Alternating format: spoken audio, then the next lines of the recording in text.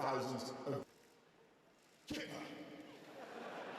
This kipper, which has been presented to me just now by the editor of a national newspaper, who received it from a kipper smoker in the Isle of Man, who is utterly furious because after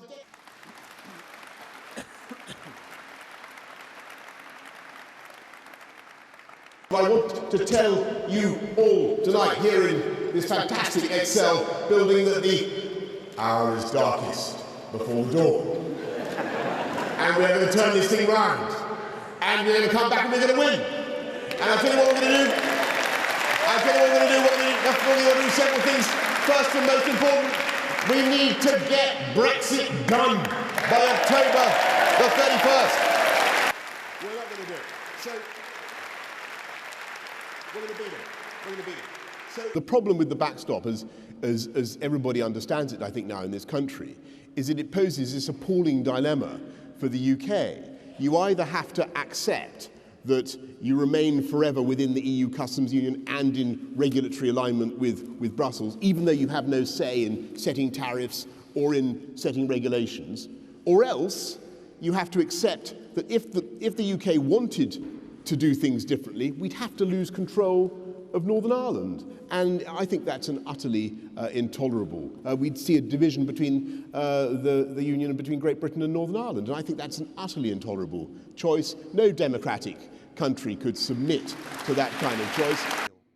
Because the quickest way to leave the European Union is to send in this great city, as it is now, yes.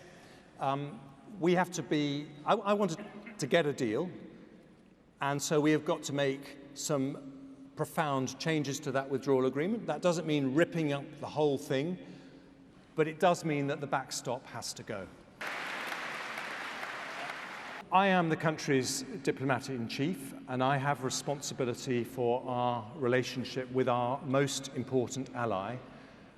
And that relationship, by the way, is the foundation of the peace and prosperity that we've had in the world for the last 75 years. And I have to recognize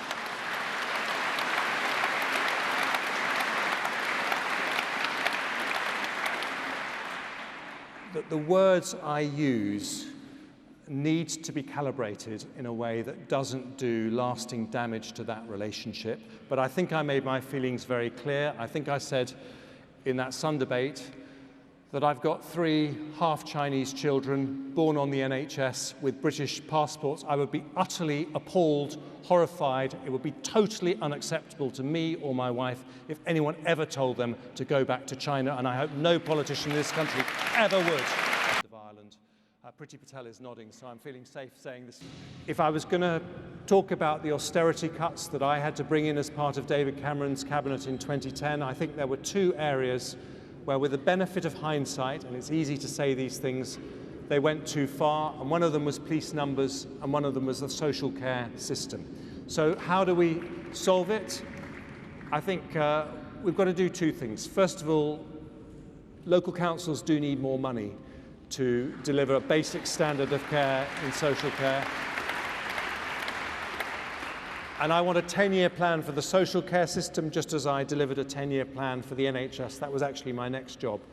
But secondly, it is also about personal responsibility, and we need to encourage more younger people to save for those costs in the very last few months of their lives earlier, just as they save for their pensions.